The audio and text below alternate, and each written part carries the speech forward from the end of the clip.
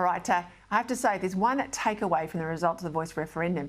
There's now a clear divide between those of us living in a handful of wealthy urban areas of our big cities and the suburbs and regions everywhere else across the country. Those who live insulated from the issues that plague Aboriginal communities too, well, they voted for Canberra's Voice proposition.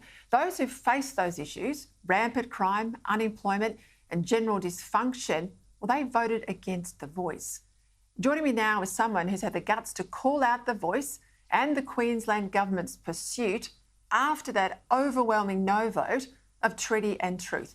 And that's the President of the Queensland Police Union, Ian Levers, who's worked, of course, at the coalface as a police officer across Queensland. Ian, thank you for your time. I've read your comments with interest. A really strong stand by you against the Palaszczuk government's Truth and Treaty policy. You say officers represent concerns that they're worried that inner city latte sippers have grabbed control of the law and order agenda and now wish to further attack police and water down laws as they might affect First Nations offenders. That's straight talk, I have to say. Tell us more. Well, you've got to be straight and you've got to call it as it is.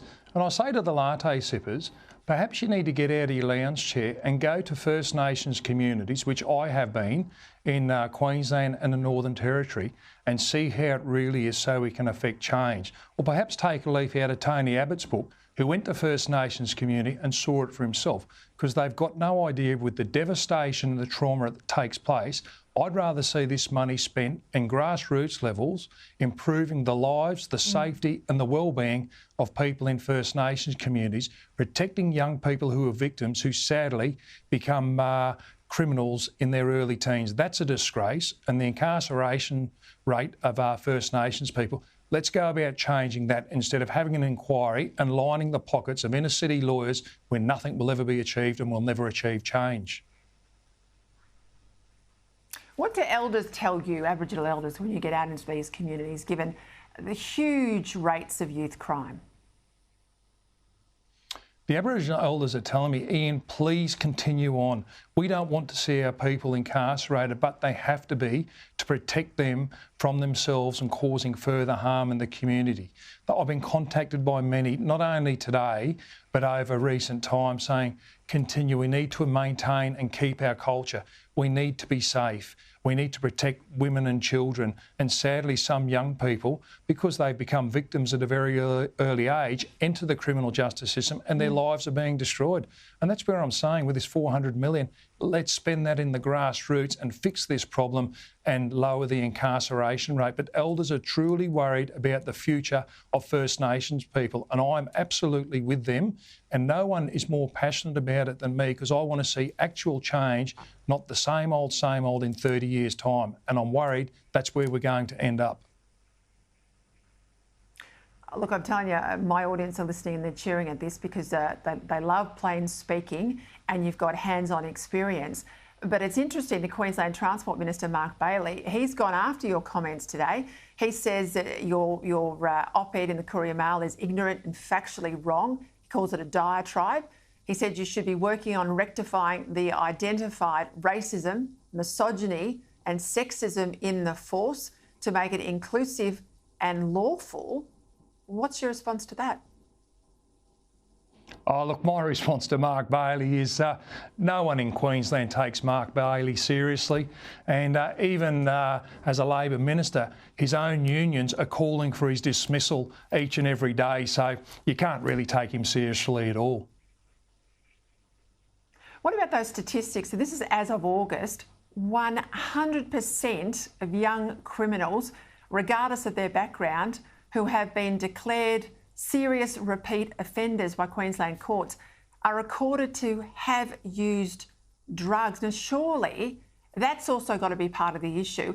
And punishing them, yes, of course, that at least gets them into some sort of rehabilitation. This is a huge issue as well. That is my point, and I've worked in the Child Protection Investigation Unit and the Juvenile Labour Bureau, and I've been to communities, I've seen it firsthand.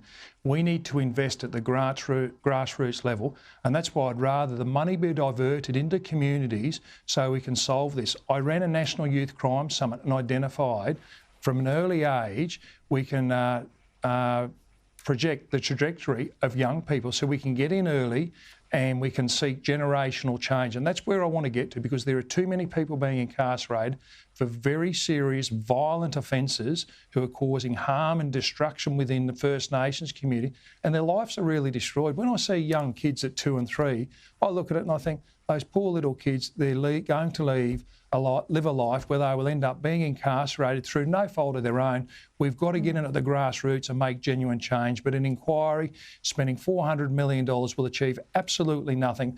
I want it spent on the grassroots and give the young children of today a brighter future, increase their health, ensure they have live to the same age as all other Australians, as well as provide them with education and get them out of the poverty-ridden environment which they live in. That is a responsibility, and that is something that all Australians, we should be trying to achieve. But this current system, it'll achieve nothing, and we're just going to perpetuate into a state of disaster, and it's a national crisis. I tell you, Ian, I can feel the passion in your voice, and it's clear you've got a lived experience of this stuff. We have been covering horrific youth crime in Queensland on this network for a couple of years now. Nothing much seems to be changing. So, look, all credit to you for your bravery and speaking out against the government today. Please keep it up. Thank you, Ian.